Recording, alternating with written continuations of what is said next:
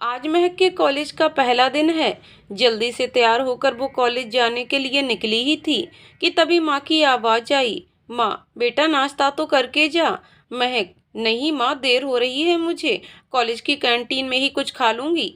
माँ, बेटा थोड़ा सा कुछ खा ले, ऐसे खाली पेट नहीं जाते बाहर। महक, अच्छा ठीक है। दो पराठे खाकर महक जल्दी से बाहर आई और अपनी स्कूटी स्टार्ट कर कॉलेज के लिए निकल गई। महक श्री विनोद शर्मा और मीनाक्षी शर्मा की इकलौती बेटी है। विनोद शर्मा की मेन मार्केट में कपड़े की दुकान है। महक ने 12वीं विज्ञान से 98.7% अंकों से उत्तीर्ण किया और अच्छे नंबर का ही नतीजा है कि इतने बड़े कॉलेज में उसका एडमिशन बीएससी फॉरेंसिक साइंस में हो गया। रास्ते में महक की स्कूटी सामने से आ रही बाइक से टकराई और अचानक ब्रेक लगने की वजह से वो संभाल नहीं पाई और गिर गई। हालांकि उसे ज्यादा चोट नहीं आई थी, पर उस बाइक वाले पर उसे बहुत गुस्सा आया। गुस्सा आना लाजिमी था, एक तो वैसे भी उसे देर हो रही थी और अब ये सब हो गया। महक जल्दी से उठी, अपने कपड़े साफ किए और अपनी स्कूटी खड़ी की और उस बाइक वाले की तरफ मुड़ी और कुछ कहना ही चाह रही थी कि उस लड़के ने, जो कि खुद भी महक को बचाने के चक्कर में गिर गया था, बोला, माफ करना, मैं बहुत जल्दी में था इसलिए ध्यान नहीं दे पाया। आई am really sorry, please forgive me. महक का तो जी कर रहा था कि अभी उस लड़के को इतना सुनाए कि दोबारा कभी वो इतनी तेज बाइक न चलाए, पर उसे कॉलेज के लिए देर हो रही थी तो बस गुस्से को मन में ही दबाना पड़ा और तुम्हें तो मैं बाद में देख लूंगी बोलकर गुस्से में घूरते हुए निकल गई वहां से। उस लड़के ने एक गहरी सांस ली और महक को जाता देखता रहा। फिर उसने भी अपनी बाइक उठाई और वहां से निकल गया। कॉलेज पहुंचकर महक ने चारों तरफ नजर दौड़ाई और प्रिंसिपल ऑफिस की तरफ अपने कदम बढ़ा दिए। ऑफिस में पहुंचकर महक ने सारी फॉर्मेलिटीज पूरी की और बाहर आ गई। बाहर आकर उसने इधर उधर नजर दौड़ाई और अपनी क्लास ढूंढने के लिए आगे बढ़ गई। सामने ही एक लड़का उसकी तरफ पीठ किए हुए खड़ा था, किसी लड़के को कुछ समझा रहा था। महक उसके पास आई और उससे पूछा, फॉरेंसिक साइंस फर्स्ट ईयर का क्लासरूम किधर है? वो लड़का पीछे पलटा और जवाब देने ही जा रहा था कि महक को देखकर चौंक गया। महक भी उसे देखकर चौंक गई और दोनों के मुंह से लगभग एक साथ ही निकला, तुम? महक और वो लड़का दोनों हैरानी से एक दूसरे को देख रहे थे। महक को तो समझ ही नहीं आ रहा था कि खुश होए या हैरान। वो लड़का कोई और नहीं, कार्तिक था, जिसे वो तब से चाहती थी जब वो 8वीं में थी। हाँ, ये बात अलग थी कि उसने कभी ये बात किसी को बताई नहीं थी, कार्तिक को भी नहीं, क्योंकि उसे अपने पापा का सपना पूरा करना था। इसीलिए वो नहीं चाहती थी कि उसका ध्यान पढ़ाई से हटे। कार्तिक, महक तुम यहाँ? मुझे तो यकीन नहीं हो रहा, पूरे 4 साल बाद देख रहा हूँ तुम्हें। महक, वो आज मेरा पहला दिन है इस कॉलेज में। तुम कैसे हो और यहाँ क्या कर रहे हो? कार्तिक, मैं भी यहाँ स्टूडेंट हूँ यार। वैसे तुम्हारा स्ट्रीम कौन सा है? महक, बीएससी फॉरेंसिक साइंस। कार्तिक, क्या बात है, मतलब मैं तुम्हारा सीनियर हूँ। BSc forensic science 3rd year है मेरा। महक, अच्छी बात है। महक को बहुत घबराहट हो रही थी, पर वो ये बात कार्तिक पर जाहिर नहीं होने देना चाहती थी, इसलिए बस उसकी बातों का जवाब दे रही थी। महक, अच्छा कार्तिक, मुझे देर हो रही है, अभी मुझे अपना क्लास भी ढूंढना है, मैं चलती हूँ, बाय। कार्तिक, अरे तुम क्यों चिंता कर रही हो, चलो मैं तुम्हारी क्लास तक छोड़ देता हूँ। महक ने मना करना चाहा, पर कहीं कार्तिक को बुरा ना लगे, इसलिए हाँ बोल दिया। और वैसे भी दिल ही दिल में वो खुश भी बहुत थी। आज इतने सालों बाद कार्तिक को देखकर उसे भी यकीन नहीं था कि कार्तिक उसे यूं मिलेगा, उसका सीनियर बनकर। कार्तिक उसे लेकर क्लासरूम की तरफ बढ़ गया। कार्तिक उसे लेकर क्लासरूम में जा ही रहा था कि महक को देखकर 56 लड़के लड़कियों के ग्रुप में से एक लड़का, जो कि शायद उनका लीडर था, उसने महक को फर्स्ट ईयर पूछा और महक ने हाँ में सिर हिला दिया। इस पर वो लड़का कुछ बोलने ही जा रहा था कि तभी कार्तिक ने कहा कि खबरदार, जो किसी ने महक की रैगिंग की तो मुझसे बुरा कोई नहीं होगा। इस पर वो लड़का, जिसका नाम रोहित था, उसने बोला, यार कार्तिक, इतना तो चलता है ना यार, तू क्यों गुस्सा हो रहा है? कौन सा तेरी गर्लफ्रेंड है? और सारे लड़के लड़कियां हंसने लगे। कार्तिक ने गुस्से से रोहित को घूरा और बोला, बकवास मत कर रोहित, एक बार बोल दिया तो समझ जा, फालतू बातें करके मुझे गुस्सा ना दिला। इस पर उनके ग्रुप की ही एक लड़की प्रिया, जो कि कार्तिक को बहुत पसंद करती थी, उसने कहा, छोड़ो गैस, क्यों कार्तिक को गुस्सा दिला रहे हो? उसने कहा कि रैगिंग नहीं करो तो मत करो, अब चलो सब यहाँ से। सारे लड़के लड़कियां वहां से चले गए। कार्तिक भी महक को लेकर उसकी क्लास दिखाने चला गया। क्लास में पहुंचकर कार्तिक थोड़ा झुककर हाथों को फैलाते हुए, हाँ तो मिस महक, ये रहा आपका क्लास। ये देखकर महक मुस्कुराए बिना ना रह सकी। कार्तिक ने फिर उससे कहा कि कैंटीन में चलकर कुछ खाते हैं, आज क्लास भी नहीं लगेगी क्योंकि आज फर्स्ट डे है सबका, तो इंट्रोडक्शन वगैरह होगा सबका। बस महक ने हाँ में सिर हिला दिया। फिर दोनों कैंटीन की तरफ चल पड़े।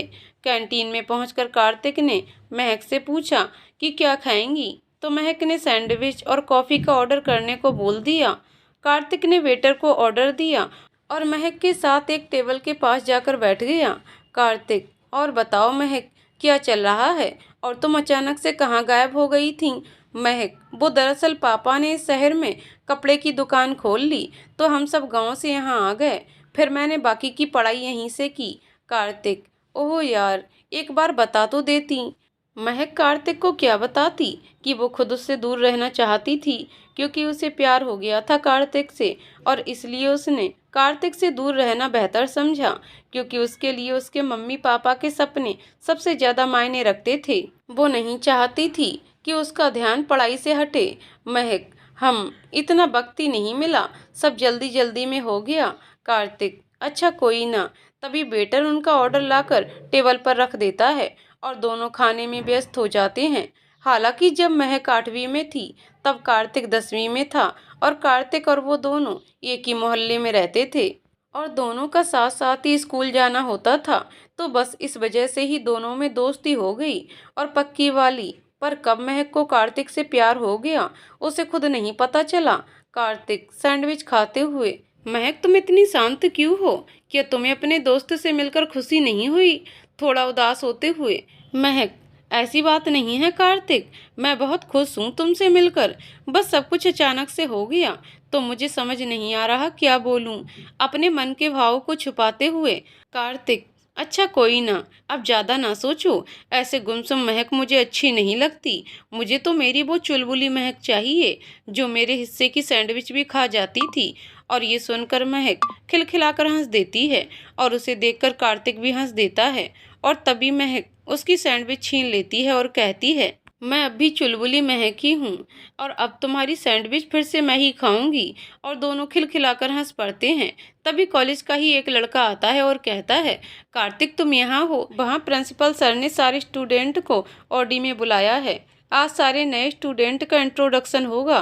कार्तिक, अच्छा विशाल तू चल, मैं आता हूँ अभी। विशाल चला जाता है। फिर कार्तिक महक से चलने को कहता है। दोनों ऑडिटोरियम की तरफ निकल जाते हैं।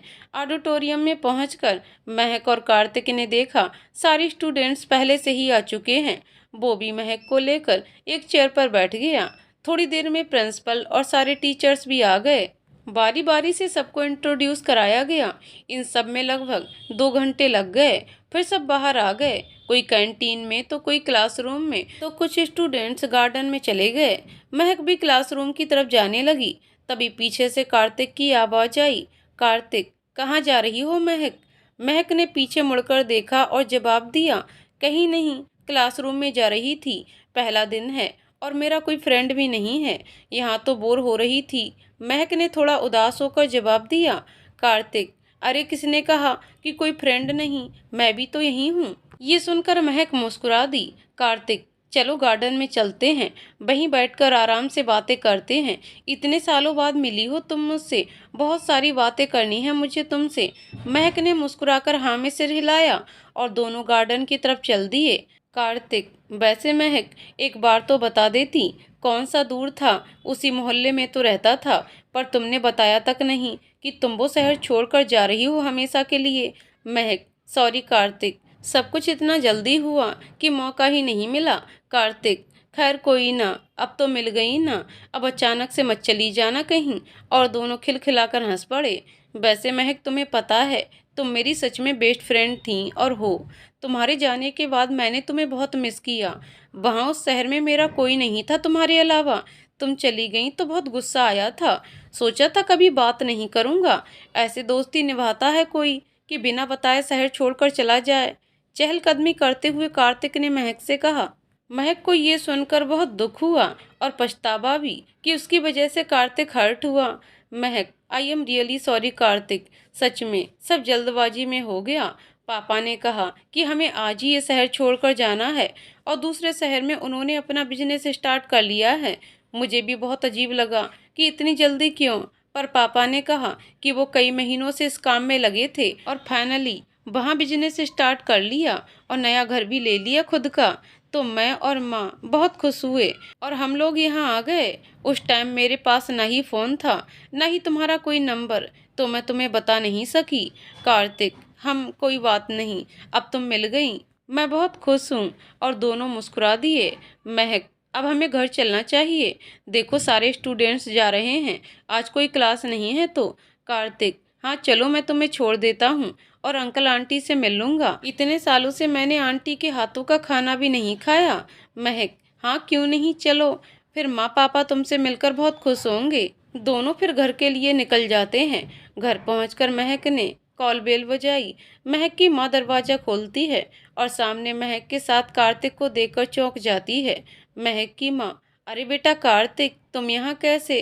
कार्तिक, वो आंटी जी, मैं उसी कॉलेज में पढ़ता हूँ जिसमें महक ने एडमिशन लिया है।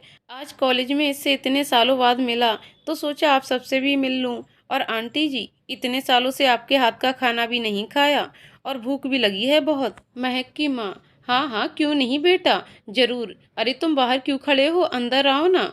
महक और कार्तिक अंदर आते हैं। कार्तिक जाकर सोफे पर बैठ जाता है। मीनाक्षी जी किचन में उसके लिए नाश्ता लाने चली जाती हैं और महक अपने रूम में। थोड़ी देर बाद महक रूम से बाहर आती है चेंज करके और वो भी सोफे पर कार्तिक के सामने बैठ जाती है। कार्तिक, वैसे अंकल कहाँ हैं? महक, पापा दुकान पर हैं, शाम को आएंगे। कार्तिक, अच्छा। महक की माँ, अच्छा बेटा, तुम्हारी फैमिली भी यहीं रहती है क्या? कार्तिक, नहीं आंटी, सब लोग गांव में ही रहते हैं, मैं यहाँ रूम लेकर रहता हूँ। मीनाक्षी जी, अच्छा वैसे अब आ ही गए हो तो रात का खाना भी खाकर ही जाना और अपने अंकल से भी मिल लेना। कार्तिक, जी आंटी जी जरूर। मीनाक्षी जी, अच्छा तुम दोनों बातें करो, मैं खाने की तैयारी करती हूँ। महक की माँ फिर रसोई में चली जाती है। फिर कार्तिक और महक आपस में बातें करने लगते हैं। कार्तिक, वैसे महक की बच्ची मानना पड़ेगा, पहले कितनी मोटी थी और अब एकदम स्लिम और प्रिटी। सच में यार, यकीन नहीं होता कि ये तुम ही हो। महक, अच्छा जी, तुम भी तो इतने फिट एंड हैंडसम हो गए हो, वैसे कॉलेज की सारी लड़कियां सिर्फ तुम्हें ही देखती होंगी। कार्तिक, हाँ तो देखें, मुझे उनसे क्या, मेरी लाइफ में जो आएगी ना वो सबसे बेस्ट होगी। ये सुनकर महक खुश होती है। फिर सोचती है कि कार्तिक की लाइफ में अगर कोई और आ गई तो फिर उसका क्या होगा। कार्तिक, ओ हेलो मैडम, कहाँ खो गई? चुटकी बजाते हुए महक, हाँ कहीं नहीं, झेपते हुए। कार्तिक, वैसे तुम्हें कोई पसंद आया क्या? महक, नहीं यार, मुझे पढ़ाई से फुर्सत ही नहीं जो इन सब के बारे में सोचूं। कार्तिक, हाँ सही है। तभी महक की मम्मी की आवाज़ आती है। वो दोनों को डाइनिंग टेबल पर खाने के लिए बुलाती हैं। दोनों उठकर खाना खाने चले जाते हैं। खाना खाते हुए कार्तिक, वाह आंटी, मज़ा आ गया, इतने सालों के बाद घर का इतना टेस्टी खाना खा रहा हूँ। सच में आप लोगों के जाने के बाद बहुत मिस किया और आपके हाथ के खाने को भी। मीनाक्षी जी, अरे बेटा कोई नहीं, ये भी तो तुम्हारा ही घर है, जब मन करे आ जाना। और कार्तिक मुस्कुरा देता है। फिर सब खाना खाने लगते हैं। खाना खाकर सब फ्री हुए तो कार्तिक ने महक से कहीं घूमने चलने को कहा तो महक ने मना कर दिया। इस पर महक की माँ ने कहा, बेटा जाओ घूम आओ, कार्तिक रात तक यहीं है और मैं काम में लगी हूँ तो तुम लोग बोर हो जाओगे घर पर बैठे बैठे, तब तक बाहर घूम आओ और अंधेरा होने से पहले आ जाना। महक, ठीक है माँ, आप अपना ध्यान रखना, ओके। महक और कार्तिक बाहर चले जाते हैं। कार्तिक, तो महक बताओ कहाँ चलें? महक, यहीं थोड़ी दूर एक गार्डन है, वहाँ चलते हैं। कार्तिक, ठीक है फिर चलो। महक और कार्तिक पैदल ही चल रहे थे।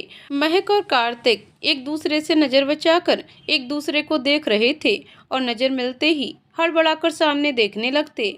महक तो खैर प्यार करती थी, पर शायद कार्तिक के दिल में भी उसके लिए फीलिंग्स आनी शुरू हो गई थी। तभी अचानक सामने से आते ट्रक पर कार्तिक का ध्यान नहीं गया और महक ने जब देखा कि वो ट्रक कार्तिक की तरफ बढ़ा ही आ रहा है तो उसने झटके से कार्तिक को खींचकर किनारे कर दिया, पर तब तक वो ट्रक महक को ठोकर मार चुकी थी और महक उछलकर दूर जा गिरी। कार्तिक को कुछ समझ ही नहीं आया। जब उसने महक की तरफ देखा तो वो दूर खून से लथपथ तड़प रही थी। वो दौड़ते हुए महक के पास गया और उसे रोते हुए उठाने लगा। कार्तिक, महक प्लीज आंखें खोलो, महक उठो ना प्लीज, मैं तुम्हें कुछ नहीं होने दूंगा, तुम्हें कुछ नहीं होगा, महक प्लीज आंखें खोलो। वो इधर उधर हेल्प हेल्प चिल्लाता है, पर उसकी मदद को कोई आगे नहीं आता। फिर वो महक को गोद में उठाकर सड़क पर गाड़ियों से हेल्प मांगता है, पर कोई उसे लिफ्ट नहीं देता। इतने में एक सरदार जी अपनी जिप्सी में आ रहे होते हैं और कार्तिक को यूं सड़क पर महक को गोद में लिए दौड़ते देखते हैं तो उसके पास आकर अपनी जिप्सी रोकते हैं। कार्तिक उनसे कहता है कि प्लीज हमें हॉस्पिटल तक ले चलिए, बहुत खून बह रहा है, देखिए ना, आंखें भी नहीं खोल रही। सरदार जी, बेटा जी आप फिक्र नहीं करो, आओ बैठो, जल्दी से, कुछ नहीं होगा, वाहेगुरु सब ठीक कर देंगे। कार्तिक महक को लेकर गाड़ी में बैठता है और वो लोग हॉस्पिटल के लिए निकल जाते हैं। हॉस्पिटल पहुंचकर कार्तिक महक को गोद में उठाकर डॉक्टर डॉक्टर चिल्लाता है। तभी एक वार्ड बॉय स्ट्रेचर लेकर आता है और कार्तिक उस पर महक को लिटा देता है। तभी डॉक्टर आते हैं और महक को ओटी में ले जाने को कहते हैं। वार्ड बॉय महक को ओटी में लेकर जाता है। इधर कार्तिक डॉक्टर से गड़गड़ाता है कि प्लीज मेरी महक को बचा लीजिए, डॉक्टर उसे कुछ नहीं होना चाहिए, देखिए ना वो आंखें भी नहीं खोल रही, डॉक्टर हम अपनी पूरी कोशिश करेंगे, आप प्लीज शांत हो जाइए। डॉक्टर कार्तिक का कंधा थपथपाकर ओटी में चले जाते हैं और एक नर्स आती है और कार्तिक से सारी फॉर्मेलिटीज पूरी करने को कहती है। कार्तिक जल्दी से रिसेप्शन पर जाकर फॉर्म भरता है और अपने क्रेडिट कार्ड से हॉस्पिटल का बिल पे करता है। तभी वो नर्स आती है और उसे कुछ दवाओं की लिस्ट लाने को कहती है। कार्तिक जल्दी से लिस्ट लेकर दवा लाने चला जाता है। थोड़ी देर बाद वो दवा लेकर आता है और नर्स को पकड़ा देता है। नर्स दवा लेकर ओटी में चली जाती है। कुछ देर बाद नर्स बाहर आती है और कहती है कि पेशेंट का खून बहुत बह चुका है, उसे खून की बहुत ज़रूरत है, वरना फिर उसे बचाना मुश्किल हो जाएगा और हमारे ब्लड बैंक में महक के ब्लड से मैच करता ब्लड खत्म हो गया है, आप जितनी जल्दी हो सके ब्लड का इंतजाम कीजिए। इस पर कार्तिक कहता है कि मेरा ब्लड ग्रुप ओ पॉजिटिव है, आप मेरा खून ले लीजिए। नर्स उसे जल्दी से ओटी में ले जाती है। फिर कार्तिक महक को खून देता है और बाहर आ जाता है। लगभग 1 घंटे के बाद डॉक्टर ओटी से बाहर आते हैं और कार्तिक से कहते हैं कि महक अब खतरे से बाहर है, पर अभी होश में नहीं आई है, 12 घंटे में शायद उसे होश आ जाए, आप तब तक उनके माता पिता को खबर कर दीजिए। कार्तिक को तभी याद आया कि महक के घर का नंबर तो उसने लिया ही नहीं था और महक ने भी घर से चलते वक्त फ़ोन नहीं लिया था। अब वो अंकल आंटी को कैसे बताएगा। फिर तभी उसे कॉलेज का ध्यान आता है। कार्तिक सोचते हुए, महक ने कॉलेज में तो नंबर दिया ही होगा, प्रिंसिपल सर को फ़ोन करके मांगता हूँ। कार्तिक प्रिंसिपल सर को फ़ोन करता है। प्रिंसिपल सर को फ़ोन करके कार्तिक महक के बारे में सब बताता है और उनसे महक के घर का महक का नंबर मांगता है। प्रिंसिपल सर 1 मिनट रुको, मैं देता हूँ। प्रिंसिपल सर रजिस्टर में से नंबर निकाल कर देते हैं। कार्तिक जल्दी से महक के नंबर पर कॉल करता है और फ़ोन महक की माँ उठाती है। कार्तिक, हेलो आंटी जी, मैं कार्तिक। मीनाक्षी जी, हाँ बेटा क्या हुआ, तुम लोग अभी तक घर क्यों नहीं आए, मैं कब से इंतज़ार कर रही हूँ तुम लोगों का, महक ने फ़ोन भी घर छोड़ दिया और तुम्हारा नंबर पता नहीं था। कार्तिक रोते हुए, वो आंटी जी महक का एक्सीडेंट हो गया है, मैं हॉस्पिटल में हूँ, आप लोग प्लीज़ जल्दी आ जाइए। मीनाक्षी जी चीखते हुए, क्या मेरी महक तो ठीक है ना बेटा, उसे कुछ हुआ तो नहीं, रोने लगती हैं। कार्तिक, नहीं आंटी जी, डॉक्टर इलाज कर रहे हैं, अब वो खतरे से बाहर है, पर अभी होश नहीं आया है, आप लोग प्लीज़ जल्दी से गंगोत्री हॉस्पिटल आ जाइए। मीनाक्षी जी, हाँ हाँ बेटा, हम अभी आते हैं, तुम हमारी महक का ख्याल रखना। रोते हुए कार्तिक फ़ोन रख देता है और मीनाक्षी जी जल्दी से विनोद जी को कॉल करती हैं। महक का एक्सीडेंट हो गया, ये सुनकर विनोद जी भी घबरा जाते हैं। वो कहते हैं कि मैं अभी घर पहुंचता हूं, फिर साथ में हॉस्पिटल चलते हैं। मीनाक्षी जी विनोद जी का इंतज़ार करती हैं। थोड़ी देर में विनोद जी आते हैं और दोनों हॉस्पिटल के लिए निकल जाते हैं। हॉस्पिटल पहुंचकर दोनों कार्तिक के पास जाते हैं। आईसीयू में महक को शिफ्ट कर दिया गया होता है। दोनों खिड़की में लगे शीशे में महक को देखते हैं। और मीनाक्षी जी रोने लगती हैं। विनोद जी का भी दिल छलनी छलनी हो जाता है। महक को इस हाल में देखकर, एक ही तो बेटी है उनकी, उनके जिगर का टुकड़ा, उनकी जिंदगी का सहारा, अपने बच्चे को ऐसी हालत में देखकर दुनिया के कोई भी माँ बाप का दिल छलनी हो जाएगा। कार्तिक मीनाक्षी जी को संभालता है और कहता है, आंटी जी प्लीज आप रोइए मत, महक खतरे से बाहर है, आप चिंता मत कीजिए, कुछ नहीं होगा महक को। इतने में डॉक्टर आते हैं और बताते हैं कि महक को होश आ गया है, अब आप सब उनसे मिल सकते हैं, पर थोड़ी देर के लिए, क्योंकि अभी उन्हें आराम की जरूरत है। तीनों लोग एक साथ रूम में जाते हैं। मीनाक्षी जी दौड़कर महक के पास जाती हैं और उसका सिर सहलाने लगती हैं। विनोद जी भी दूसरी तरफ जाकर महक का हाथ पकड़ लेते हैं। कार्तिक वहीं बगल में खड़ा रहता है। मीनाक्षी जी को कुछ समझ नहीं आता क्या बोलें, बस उनकी आंखों में आंसू बहने लगते हैं। विनोद जी का भी यही हाल होता है। महक, माँ पापा आप रो क्यों रहे हो, मैं बिल्कुल ठीक हूँ, आप लोग प्लीज रोइए मत, आपको पता है ना मैं आप दोनों को रोते हुए नहीं देख सकती। विनोद जी और मीनाक्षी जी बस चुपचाप उसे देखते हैं, उन्हें समझ नहीं आता कि क्या बोलें। तभी नर्स आती है और सबको बाहर जाने के लिए कहती है। बाहर आकर तीनों डॉक्टर के केबिन में जाते हैं। विनोद जी, डॉक्टर कोई घबराने वाली बात तो नहीं है ना, मेरी बेटी ठीक है ना पूरी तरह। डॉक्टर जी, कोई घबराने वाली बात नहीं है, वो बिल्कुल ठीक है। अब अगर इन्होंने कार्तिक की तरफ इशारा करके समय पर खून नहीं दिया होता तो कुछ भी हो सकता था। अभी उन्हें 2-3 दिन हॉस्पिटल में ही एडमिट रहना पड़ेगा, उसके बाद आप लोग घर ले जा सकते हैं। और उन्हें ज़्यादा स्ट्रेस नहीं दीजिएगा क्योंकि उनके सर में चोट लगी है, जितना हो सके उन्हें बस खुश रखिएगा, खुश रहने से आधी तकलीफ तो ऐसे ही खत्म हो जाती है। तीनों एक साथ, जी डॉक्टर, और वो लोग केबिन से बाहर आ जाते हैं।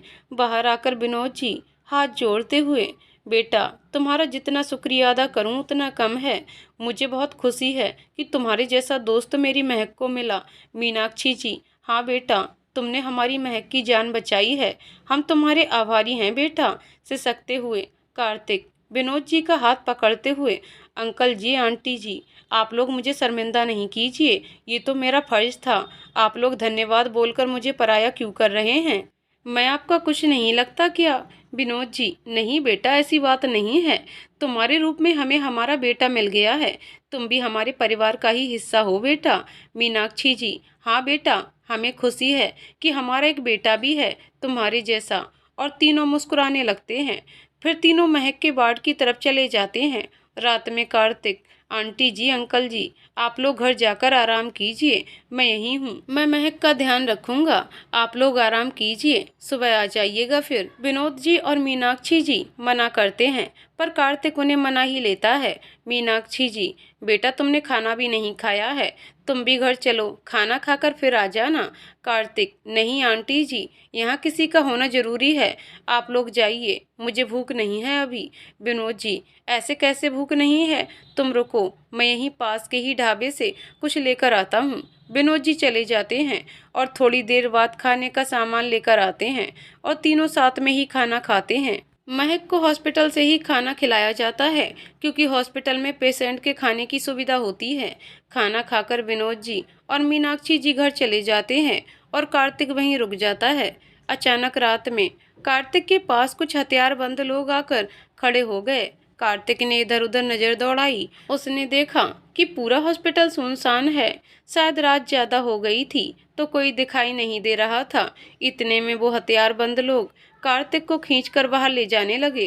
कार्तिक ने उनका कोई विरोध नहीं किया, वो भी उनके साथ चुपचाप चलने लगा। वो लोग कार्तिक को लेकर हॉस्पिटल से बाहर आ गए। 2 लोग कार्तिक को पकड़कर चल रहे थे, बाकी लोग उनके आगे थे। इतने में ही उन्हें पीछे अपने आदमियों के कराहने की आवाज सुनाई दी। उन्होंने देखा कि कार्तिक को पकड़ने वाले वो लोग जमीन पर पड़े कराह रहे थे और कार्तिक आराम से खड़ा मुस्कुरा रहा था। तभी उन गुंडों में से एक आदमी, जो कि शायद उनका लीडर था, वो बाकी सब पर चिल्लाया, मारो साले को, देख क्या रहे हो। और वो बाकी के गुंडे कार्तिक पर टूट पड़े। पर कार्तिक भी कोई 20-21 साल का मासूम लड़का नहीं था। मार्शल आर्ट के ब्लैक बेल्ट हासिल किया था उसने। एक एक करके सारे गुंडों की बैंड बजाने लगा। कुछ ही मिनट में सारे गुंडे जमीन पर पड़े कराह रहे थे। ये देखकर उन गुंडों का लीडर बौखला गया और कार्तिक के ऊपर गन से फायर करने लगा, पर कार्तिक को एक भी गोली छू नहीं पाई और उस गुंडे की सारी गोलियां खत्म हो गईं। कार्तिक ने बहुत चालाकी से खुद को हर गोली से बचा लिया था और ये सब यूं ही नहीं हो गया। कितने सालों से अभ्यास का परिणाम था ये। चेहरे से वो जितना मासूम और हैंडसम दिखता था, उतना ही उसकी बॉडी में दम था। जब गुंडे ने देखा कि सारी गोलियां खत्म हो गई हैं, तो वो खुद ही कार्तिक की तरफ बढ़ा और कार्तिक को घूंसा मारना चाहा, लेकिन कार्तिक ने बीच में ही उसके हाथ पकड़ लिए और उसे मरोड़ दिया। वो गुंडा दर्द से कराहने लगा। फिर तो कार्तिक ने उसकी जमकर धुनाई की और वो गुंडा भी जमीन पर पड़ा पड़ा कराह रहा था। फिर कार्तिक ने उन सारे गुंडों को उनकी जिप्सी में भर दिया और उस जिप्सी के ड्राइवर को कहा, जाकर कह दे जोरावर सिंह को ये 2 कौड़ी के गुंडे मेरा कुछ नहीं बिगाड़ सकते। दोबारा इस तरफ आंख उठाकर भी देखा ना उसने तो फिर वो उल्टी गिनती शुरू कर देगा। और वो ड्राइवर डरा सहमा सा जल्दी से वहां से जिप्सी लेकर 9-2-11 हो गया। फिर कार्तिक ने इधर उधर नजर दौड़ाई, फिर अपनी घड़ी देखा, 1:45 बज रहे थे। वो चुपचाप हॉस्पिटल में आ गया और महक की वार्ड की तरफ चला गया। वहां जाकर महक को आईसीयू के दरवाजे में लगे शीशे में महक को देखा और फिर सामने लगी चेयर पर बैठ गया। और फिर कब उसकी आंख लग गई उसे पता ही नहीं चला। सुबह उसकी आंख नर्स के उठाने पर खुली। वो कह रही थी कि महक उसे बुला रही है। वो जल्दी से उठा और आंखों को हाथों से रगड़ा और महक के वार्ड में चला गया। वहां जाकर देखा महक लेटी हुई थी। कार्तिक महक के पास जाकर बैठ गया और उसका हाथ अपने हाथों में ले लिया। महक ने कार्तिक का स्पर्श पाकर अपनी आंखें खोलीं और कार्तिक को देखकर मुस्कुराई। बदले में कार्तिक भी मुस्कुराया। महक, तुम अभी तक यहीं हो, घर नहीं गए? कार्तिक, तुम्हें छोड़कर कैसे चला जाऊं? तुम्हारी तरह थोड़ी हूं कि बिना बताए चले जाओ। मुस्कुराने लगा। महक मुस्कुराते हुए, अच्छा बाबा माफ कर दो, अब कितने ताने मारोगे? और दोनों हंसने लगते हैं। महक, अच्छा माँ पापा कहाँ हैं और मुझे हॉस्पिटल से छुट्टी कब मिलेगी? कार्तिक, अंकल आंटी जी को मैंने घर भेज दिया था, कल आ जाएंगे वो, अभी 1-2 घंटे में शायद, और डॉक्टर ने बोला है कि 2 दिन बाद तुम्हें छुट्टी मिल जाएगी। महक, अच्छा किया जो माँ पापा को घर भेज दिया। कार्तिक, अच्छा मैं नर्स से बात करके तुम्हारे लिए ब्रेकफास्ट लेकर आता हूँ। ओके, तब तक तुम आराम करो। महक, और तुम नहीं करोगे क्या ब्रेकफास्ट? कार्तिक, मैं बाद में कर लूँगा, पहले तुम कर लो। तभी पीछे से विनोद जी की आवाज़ आती है, बाद में नहीं अभी करोगे।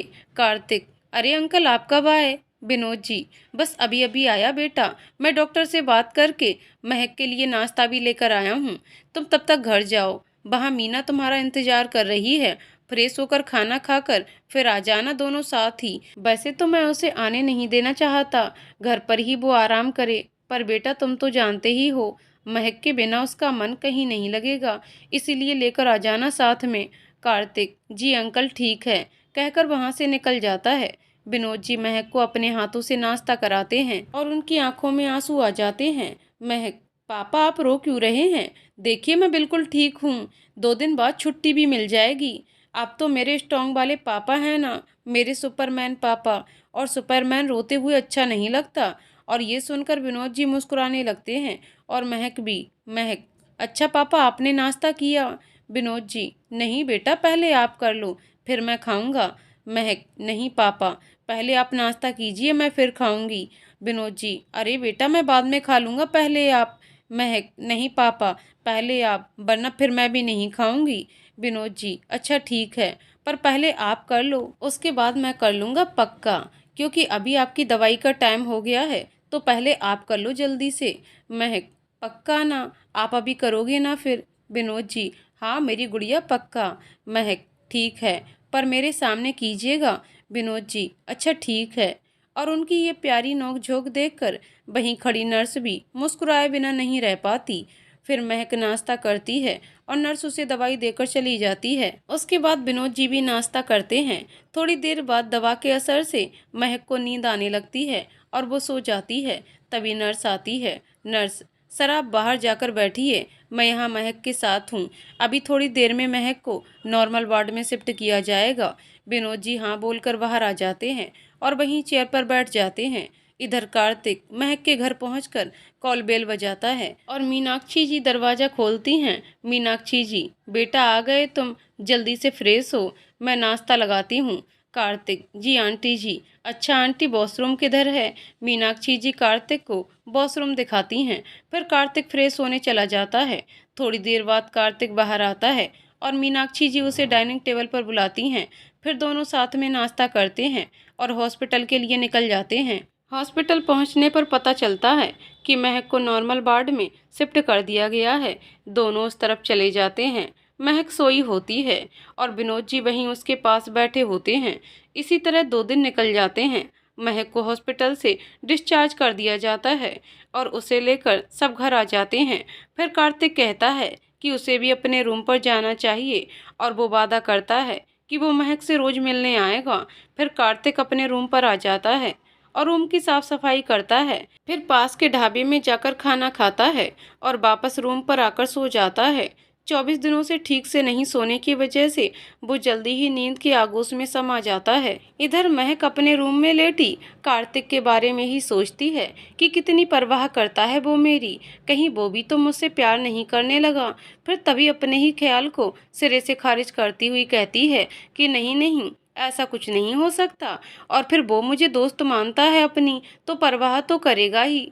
ऐसे ही बातों को सोचते सोचते महक भी सो जाती है। सुबह कार्तिक की नींद खुलती है तो घड़ी देखता है 7:30 बज रहे होते हैं। वो जल्दी से उठकर वॉशरूम में जाता है और फिर तैयार होकर बाहर आता है और फिर महक से मिलने उसके घर की तरफ निकल जाता है। रविवार का दिन होने की वजह से कॉलेज जाने की टेंशन भी नहीं होती। महक के घर पहुंचकर कॉल बेल बजाता है। दरवाजा महक के पापा खोलते हैं। विनोद जी, अरे बेटा आप, आओ आओ, बाहर क्यों खड़े हो? कार्तिक अंदर आते हुए, नमस्ते अंकल, कैसे हैं आप? विनोद जी, मैं ठीक हूँ बेटा, आप कैसे हो? कार्तिक, मैं भी ठीक हूँ अंकल, सोचा महक से मिल लूँ। कैसी है अब वो, और कहाँ है, दिखाई नहीं दे रही? विनोद जी, बेटा वो अपने कमरे में है। कार्तिक, अच्छा ब्रेकफास्ट किया उसने? विनोद जी, नहीं बेटा, तुम्हारी आंटी लेकर जा रही थी कि तुम आ गए तब तक। कार्तिक, अच्छा आप मुझे दे दीजिए, मैं नाश्ता करा दूंगा उसे, मिल भी लूंगा, तब तक आप लोग भी कर लीजिए। विनोद जी, ठीक है बेटा।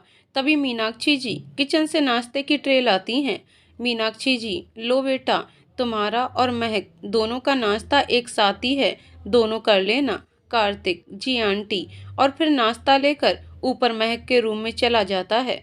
विनोद जी, कितना प्यारा बच्चा है ना, और हमारी महक का ध्यान भी रखता है। मीनाक्षी, सही कह रहे हैं, काश वही हमारा दामाद बनता, फिर तो मेरी खुशी का कोई ठिकाना ही नहीं होगा। विनोद जी, हाँ सही कह रही हो, पर हमारे चाहने से क्या होता है, क्योंकि दोनों में से किसी ने आज तक ऐसा कुछ नहीं कहा जिससे कि लगे कि ये दोनों प्यार करते हैं। अब प्यार ही नहीं करते तो फिर शादी कैसे होगी? मीनाक्षी जी, जी सही कह रहे हैं, पर मुझे ऐसा लगता है कि दोनों प्यार करते हैं, बस बताते नहीं एक दूसरे को। पर देख लेना, एक दिन हमारा सपना जरूर पूरा होगा। और फिर दोनों मुस्कुराते हुए नाश्ता करने लगते हैं। इधर कार्तिक महक के रूम में नाश्ता लेकर जाता है और दरवाजे पर नॉक करके अंदर आता है। महक उसे आता देखकर जल्दी से उसकी तस्वीर तकिए के नीचे छिपाती है। कार्तिक, गुड मॉर्निंग महक। महक, गुड मॉर्निंग। कार्तिक, कैसी हो अब तुम? महक, पहले से बहुत अच्छा महसूस कर रही हूँ। कार्तिक, गुड। अच्छा चलो नाश्ता कर लो, मुझे भी भूख लगी है बहुत, तुमसे मिलना था तो नाश्ता भी नहीं किया। महक, मुझसे मिलना था या माँ के हाथों का खाना खाना था? मुस्कुराते हुए कार्तिक, अब तुम जो भी समझो, पर अभी नाश्ता कर लेते हैं जल्दी से, सच में बहुत भूख लगी है। महक, अच्छा ठीक है। फिर दोनों नाश्ता करते हैं। नाश्ते के बाद महक, अच्छा कार्तिक, मैं भी कल से कॉलेज जाना चाहती हूँ। कार्तिक, क्या पागल हो गई हो? डॉक्टर ने तुम्हें आराम करने को बोला है, इसलिए जब तक ठीक नहीं हो जाती तुम घर पर ही रहोगी, समझी? कॉलेज में मैं बात कर लूंगा प्रिंसिपल सर से। तभी पीछे से विनोद जी और मीनाक्षी जी आते हैं। विनोद जी, हाँ बेटा, कार्तिक बिल्कुल सही कह रहा है, आप अभी आराम करोगी सिर्फ। महक, पर पापा, अभी अभी एडमिशन लिया है और घर पर बैठी रहूंगी तो मेरी पढ़ाई का कितना नुकसान हो जाएगा। कार्तिक, तुम चिंता मत करो, मैं हूं ना, तुम अभी आराम करोगी सिर्फ, समझी? अब चलो दवा खाकर लेट जाओ थोड़ी देर। और सबकी जिद के आगे महक की एक न चली और वो चुपचाप हाँ बोलकर दवाई खाकर लेट गई। फिर कार्तिक ने कहा कि उसे कुछ काम है, वो खत्म करके आता है, और वो बाहर चला गया। शाम को कार्तिक घर आता है और महक के लिए उसकी पसंद की चॉकलेट वाली आइसक्रीम और चॉकलेट लाता है। महक ये देखकर बच्चे की तरह खुश हो जाती है और उसे इस तरह खुश देखकर सबके चेहरे पर मुस्कुराहट आ जाती है। फिर कार्तिक रात का खाना वहीं खाता है और महक को ध्यान रखने का बोलकर वापस अपने रूम पर चला जाता है। रूम पर आकर वो अपनी पसंदीदा जगह यानी कि खिड़की पर अपनी डायरी और कलम लेकर बैठ जाता है। बाहर आसमान में दूर चांद चमक रहा होता है और यहाँ खिड़की पर कार्तिक ठंडी ठंडी हवाओं से सुकून दे रही होती है। चांदनी रात में सब कुछ इतना मनोरम लगता है कि कार्तिक बस देखता रह जाता है और अपने जज्बातों, अपने एहसासों को अपनी डायरी के पन्ने पर उतारने लगता है। बहुत प्यार करता हूँ मैं महक से, उसे खोने के डर से ही मैं अंदर तक से हर जाता हूँ। जिंदगी बन गई है मेरी महक। मैं तो उसे तब से प्यार करता हूँ जब वो स्कूल में मेरे साथ पढ़ती थी। भले ही हमारे बीच कक्षाओं का फासला था, पर मेरे दिल के बहुत करीब थी वो, और आज भी है। पर मैंने कभी ये बात उसे नहीं बताई क्योंकि वो कहती थी कि उसे सिर्फ पढ़ाई करनी है और अपने माँ पापा के सपनों को पूरा करना है। अगर वो किसी रिश्ते में पड़ी तो उसका ध्यान पढ़ाई से हट जाएगा। इसीलिए मैंने कभी उसे ये बात नहीं बताई कि मैं उसे कितना प्यार करता हूँ, अपनी जान से भी ज़्यादा, और हमेशा करता रहूँगा। जब वो बिना बताए मुझे चली गई थी, कितना रोया था मैं। मन कर रहा था कि बस एक बार महक मिल जाए, फिर उसे कभी खुद से दूर नहीं जाने दूंगा। और देखो, वो अब मिली है मुझे, पर अब मैं वादा करता हूँ कि उसे कभी खुद से दूर नहीं जाने दूंगा। हर कदम पर साथ दूंगा मैं अपनी महक का। उसकी राह में आने वाली हर मुसीबत अब पहले मुझसे टकराएगी। देख लेना महक, एक दिन मैं तुम्हें अपनी बीवी बनाकर ले जाऊंगा अपने घर, और अपने दिल की बात भी उसी दिन कहूंगा जब तुम अपने सपने पूरे कर लोगी। और फिर वो डायरी के एक पन्ने में छुपे अपनी और महक की स्कूल वाली फोटो निकाली और उसे देखने लगा। अब तक यही एक निशानी तो थी उसके पास महक की, पर अब महक भी है। अब वो उसे कभी दूर नहीं जाने देगा खुद से, कभी नहीं। फोटो को हाथ में लिए वो देखते देखते बिस्तर पर आ गया और यूं ही उसे देखता रहा कितनी ही देर तक। फिर उठा, खिड़की बंद की और अपने बिस्तर पर आकर सोने की कोशिश करने लगा।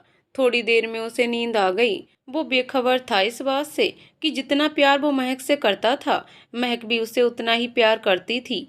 कितनी अजीब बात थी, दोनों के दिल में ही एक दूसरे के लिए बेपनाह प्यार था और दोनों ही इस बात से अनजान थे। इधर महक भी अपने बिस्तर पर पड़ी कार्तिक और अपनी स्कूल वाली फोटो को एकटक देख रही थी और इस बात से बेखबर थी कि उसके कार्तिक के दिल में भी उसके लिए बेइंतहा मोहब्बत है और वो भी उसे उतना ही प्यार करता है जितना कि वो करती है।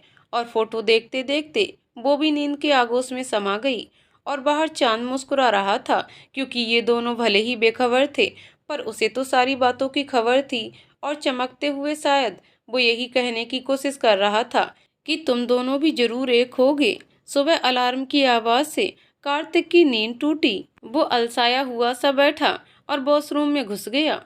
थोड़ी देर बाद फ्रेश होकर नहा धोकर आया और कपड़े पहनकर पास की दुकान से दूध का पैकेट, ब्रेड, बटर और जैम खरीद लाया। जल्दी से कॉफी बनाई और पीने लगा। अभी कॉलेज जाने में 1.5 घंटे का टाइम था। उसने सोचा नाश्ता करके पहले महक के घर जाकर उससे मिल लूं, फिर उधर से ही कॉलेज के लिए निकल जाऊंगा। कॉफी खत्म करके ब्रेड और बटर जैम का ब्रेकफास्ट किया और बैग की चाबी लेकर निकल गया। फिर महक के घर पहुंचकर कॉल बेल बजाई। दरवाजा मीनाक्षी जी ने खोला। कार्तिक: नमस्ते आंटी, कैसी हो आप? मीनाक्षी: नमस्ते बेटा, मैं ठीक हूँ, आप कैसे हो? और बाहर क्यों खड़े हो, अंदर आओ ना। कार्तिक अंदर आते हुए: मैं भी बढ़िया हूँ आंटी, कॉलेज जाने में अभी टाइम था तो मैंने सोचा महक से मिलता चलूँ। मीनाक्षी जी मुस्कुराते हुए: हाँ बेटा, क्यों नहीं, इसे अपना ही घर समझो। महक अपने कमरे में है, तुम चलो उसके पास, मैं नाश्ता लेकर आती हूँ तुम दोनों के लिए। कार्तिक: अरे नहीं आंटी, मैंने ब्रेड और जैम खा लिए हैं, आप सिर्फ महक के लिए लेकर आ जाओ। मीनाक्षी जी: ये क्या बात हुई, अपनी आंटी के रहते तुम ब्रेड जैम खाकर रहोगे? कार्तिक: ऐसी बात नहीं है आंटी, दरअसल वो मुझे आता नहीं है कुछ बनाना। मैगी और कॉफ़ी के अलावा तो ब्रेड जैम सुबह नाश्ता कर लेता हूँ और लंच और डिनर बाहर ही कर लेता हूँ, नहीं तो फिर मैगी जिंदाबाद। हंसते हुए मीनाक्षी जी नाराज होते हुए, ये क्या बात हुई बेटा, ऐसे तो आप कमज़ोर हो जाओगे। खैर कोई नहीं, अब से बाहर खाना खाने की कोई ज़रूरत नहीं। तुम भी हमारे परिवार का हिस्सा हो और खाना भी तुम यहीं खाया करोगे, समझे। कार्तिक, अरे नहीं आंटी, आप तकलीफ़ क्यों उठाएंगी। मीनाक्षी जी, अच्छा, माँ बच्चों के लिए खाना बनाकर कभी तकलीफ़ नहीं उठाती, ये तो प्यार होता है उसका।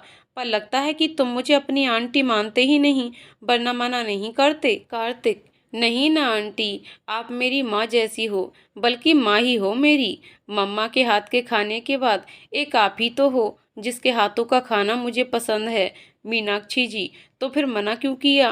कार्तिक, अच्छा ठीक है, नहीं कर रहा मना, अब से मैं यहीं आ जाया करूँगा खाना खाने। अब तो खुश, अब नाराज मत हो ना प्लीज़। देखो अब मुझे भूख भी लग गई है, आप एक काम करो, मेरे लिए भी लेते आओ नाश्ता। मीनाक्षी जी हंसते हुए, हाँ अभी ला रही हूँ। वैसे भी आज तुम दोनों की पसंद के पनीर के पराठे, बूंदी का रायता और लौकी की खीर बनाई है। कार्तिक खुशी से चहकते हुए, क्या बात कर रही हो आंटी, फिर तो मज़ा आ जाएगा। और फिर मीनाक्षी जी मुस्कुराते हुए रसोई में चली जाती हैं और कार्तिक महक के कमरे के दरवाजे पर जाकर कार्तिक दरवाजे पर नॉक करता है। महक उस वक्त आंखें बंद कर कार्तिक के ही बारे में सोच रही होती है। महक, कौन है, अंदर आ जाओ। कार्तिक अंदर आता है और गुड मॉर्निंग बोलता है उसे। महक मुड़कर कार्तिक की तरफ देखती है और बहुत खुश होती है, पर कहीं कार्तिक ना जान जाए, इसीलिए अपनी खुशी को खुद में ही समेटकर कार्तिक को गुड मॉर्निंग बोलती है। महक, तुम कब आए और कॉलेज नहीं जाना क्या। कार्तिक, बस अभी थोड़ी देर पहले आया, कॉलेज जाने में अभी टाइम है थोड़ा, तो सोचा तुमसे मिल लूं। अब कैसा महसूस कर रही हो तुम, कोई तकलीफ तो नहीं है ना, और दवाइयाँ समय पर ले रही हो या नहीं। कार्तिक सब एक सांस में बोलता चला गया। ये देखकर महक को हंसी आ गई। महक, हाँ बाबा, मैं बिल्कुल ठीक हूँ, दवा भी टाइम पर ले रही हूँ और पहले से बहुत अच्छा महसूस कर रही हूँ। कार्तिक स्माइल करते हुए, गुड। तभी मीनाक्षी जी नाश्ता लेकर आती हैं। नाश्ते में अपने पसंद के खाने को देख दोनों टूट पड़ते हैं और बच्चों की तरह लड़ झगड़ कर खाने लगते हैं। कार्तिक, आंटी महक को समझाओ ना, ये खुद ज़्यादा खा रही है और मुझे कम दे रही है। महक, ओ हेलो, मैं ज़्यादा नहीं, तुम ज़्यादा खा रहे हो, अभी मैंने एक पराठा भी नहीं खाया और तुमने 2 पराठे ख़त्म कर दिए। कार्तिक, अच्छा आंटी से पूछ लो, आंटी भी यही हैं। मीनाक्षी जी, अरे बस करो, बच्चों की तरह लड़ रहे हो दोनों, इतने बड़े हो गए हो पर बचपना अभी भी वही है। तुम दोनों का जितना मन करे खा लो, क्योंकि मुझे पता था तुम दोनों ऐसे ही लड़ोगे, इसीलिए मैंने ज़्यादा बना दिए। अब खुश, अब आराम से खाओ दोनों। कार्तिक और महक एक साथ, थैंक यू माँ। जब दोनों खुश होते थे तो मीनाक्षी जी को दोनों माँ कहकर बुलाते थे। नाश्ता खत्म करके कार्तिक महक को दवा देता है। महक दवा खाकर आराम करने लगती है। कार्तिक के भी कॉलेज जाने का टाइम होने वाला था, तो वो महक को बाय बोलकर नीचे आता है और मीनाक्षी जी से पूछता है, आंटी अंकल कहाँ हैं। मीनाक्षी जी, बेटा वो दुकान चले गए हैं, अभी कुछ देर में एक लड़का आएगा उनका खाना ले जाने। कार्तिक, अच्छा आंटी, अंकल की दुकान किधर है। मीनाक्षी जी, मेन मार्केट में ही है, महक फैशन गारमेंट्स। कार्तिक, अच्छा आंटी, फिर आप मुझे ही दे दो अंकल का लंच, मेरा कॉलेज भी उसी तरफ है, इसी बहाने अंकल से मिल भी लूँगा और उन्हें लंच बॉक्स भी दे दूँगा। मीनाक्षी जी, अच्छा बेटा ठीक है। थोड़ी देर में मीनाक्षी जी से लंच बॉक्स लेकर कार्तिक विनोद जी की दुकान की तरफ निकल जाता है। मेन मार्केट में पहुंचकर उसे 5 मिनट लग जाते हैं विनोद जी की दुकान ढूंढने में। दुकान पर पहुंचकर वो देखता है कि बहुत खूबसूरत शोरूम था, जिसके आगे बहुत खूबसूरती से महक फैशन गारमेंट्स एंड शोरूम लिखा था। वो दुकान के अंदर जाता है और वहाँ काम कर रहे एक लड़के के पास जाकर पूछता है, सुनो विनोद अंकल किधर हैं। वो लड़का उसे लेकर एक काउंटर पर जाता है जहाँ विनोद जी कुछ हिसाब किताब कर रहे होते हैं। कार्तिक, नमस्ते अंकल। विनोद जी, अरे बेटा तुम। नमस्ते बेटा, नमस्ते, कैसे हो और यहाँ कैसे आज। कार्तिक, वो अंकल मेरे कॉलेज का रास्ता भी इधर से ही है, तो सोचा कि आपका लंच बॉक्स मैं ही देता चलूँ आपको। विनोद जी, धन्यवाद बेटा। तुम्हें देखकर सच में ऐसा लगता है कि तुम सिर्फ महक के दोस्त नहीं, हमारे बेटे भी हो। अच्छा आओ बैठो, कुछ चाय नाश्ता मंगवाता हूँ मैं। कार्तिक, अरे नहीं अंकल, घर से आंटी ने पेट फुल करके भेजा है। आप खाना टाइम से खा लीजिएगा, मैं कॉलेज के लिए निकलता हूँ, वरना लेट हो जाऊँगा। विनोद जी हंसते हुए, अच्छा ठीक है, अपना ध्यान रखना। कार्तिक, जी अंकल, और आप भी। फिर उन्हें बाय बोलकर कार्तिक कॉलेज के लिए निकल जाता है। कॉलेज पहुंचकर वो जैसे ही क्लास की तरफ जाता है कि पीछे से प्रिंसिपल सर की आवाज़ सुनाई देती है। वो उनके पास जाता है। Kartik, good morning sir. Principal, good morning बेटा, how are you? Kartik, I am good sir, and you? Principal, I am also good. Mahak कैसी है? कार्तिक, सर वो ठीक है, बस डॉक्टर ने आराम करने को बोला है तो कुछ दिन कॉलेज नहीं आ पाएगी। प्रिंसिपल, हाँ, विनोद ने पहले ही लीव एप्लीकेशन अप्लाई कर दिया था। कार्तिक, सर आप जानते हैं क्या विनोद अंकल को? प्रिंसिपल, हाँ क्यों नहीं, बहुत अच्छे से, आखिर वो मेरा बचपन का दोस्त जो ठहरा। Kartik, oh wow great sir. Principal smile करते हुए, अच्छा अब तुम क्लास में जाओ, मुझे अभी काम है कुछ। Kartik, okay sir bye. Principal, bye. फिर प्रिंसिपल सर अपने ऑफिस में चले जाते हैं और कार्तिक अपने क्लास में। थोड़ी देर बाद कार्तिक का फ्रेंड मनीष आया। मनीष, हाय कार्तिक कैसा है, और अब तेरी फ्रेंड महक कैसी है? कार्तिक, हाय मैं ठीक हूँ, और महक भी। तू बता, आज बड़ा चमक रहा है, क्या बात है, कोई लड़की पटा ली क्या? मनीष, भाई खबर ही ऐसी है कि तू भी चमकने लगेगा खुशी से। कार्तिक, अच्छा ऐसी क्या बात हो गई, मैंने तो कोई लॉटरी टिकट भी नहीं खरीदा जो लॉटरी लग जाएगी मेरी। मनीष, अरे यार लॉटरी नहीं लगी तो तुझे याद है जैकी, जिसे तूने कॉलेज में ड्रग्स की तस्करी करते रंगे हाथों पकड़ा था, वो तो जेल भी चला जाता, मगर प्रिंसिपल सर के आगे रोने गिड़गिड़ाने की वजह से सर ने उसे सिर्फ कॉलेज से ही निकाल दिया था। अभी 5 दिन पहले ही उसे पुलिस ने गिरफ्तार किया है, वो भी उसके गैंग के साथ। सड़क पर रात के 3 बजे शराब पीकर गाड़ी चला रहा था। उसे और उसके साथियों को पुलिस ने नशे की हालत में उसी रात गिरफ्तार कर लिया। ये देख, इंटरनेट पर उसकी फोटो भी वायरल हो गई है गिरफ्तारी की, और उसने अपने फोन में उनकी फोटो दिखाई। फोटो देखकर कार्तिक चौंक गया, क्योंकि ये लोग तो वही थे जिन्होंने हॉस्पिटल में उस पर हमला किया था। दाढ़ी मूंछ की वजह से मैं उसे पहचान ही नहीं पाया, और मुझे लगा कि जोरावर के आदमी थे। थैंक गॉड, मतलब कि जोरावर को अभी मेरे बारे में कुछ नहीं पता। मनीष झिंझोड़ते हुए, ओए तू किधर खो गया, तू मेरी बात सुन भी रहा है ना? कार्तिक, हाँ कुछ नहीं सुन रहा हूँ, अच्छा हुआ वो गिरफ्तार हो गया तो अब कानून उसे कड़ी से कड़ी सजा दे, ताकि कोई और उसकी राह पर ना चले। वैसे भी अपराधी चाहे कितना भी शातिर हो, पुलिस उस तक पहुंच ही जाती है। मनीष, ओए तू तो पुलिसिया डायलॉग मारने लगा, और फिर दोनों ठहाके मारकर हंसने लगे। थोड़ी देर में क्लास स्टार्ट हो गया। इसी तरह 20 दिन गुजर गए। इस बीच कार्तिक रोज महक से मिलने जाता, खाना भी तीनों टाइम वहीं खाता। महक की फैमिली और कार्तिक को एक दूसरे से बहुत लगाव हो गया था। इधर महक और कार्तिक के दिल में भी एक दूसरे के लिए प्यार बढ़ता जा रहा था, पर दोनों ने ही दिल की बात दिल तक ही रखी, किसी को भनक भी नहीं लगने दी, यहाँ तक कि एक दूसरे को भी। कार्तिक महक का पूरा ध्यान रखता, हर वक्त उसे हंसाने के लिए कुछ ना कुछ करता ही रहता। महक भी कार्तिक को अपने सामने पाकर बहुत खुश होती, मगर उसके दूर जाते ही उदास हो जाती। उन दोनों के बीच बेइंतहा मोहब्बत थी, मगर वो इसे सिर्फ दोस्ती का नाम देते। लेकिन महक के माता पिता से कुछ छुपा नहीं था। वो महसूस करते थे कि कैसे दोनों एक साथ खुश रहते हैं और दूर जाते ही उदास। हर वक्त एक दूसरे का ख्याल रखते हैं, एक दूसरे की खुशी को ही महत्व देते हैं।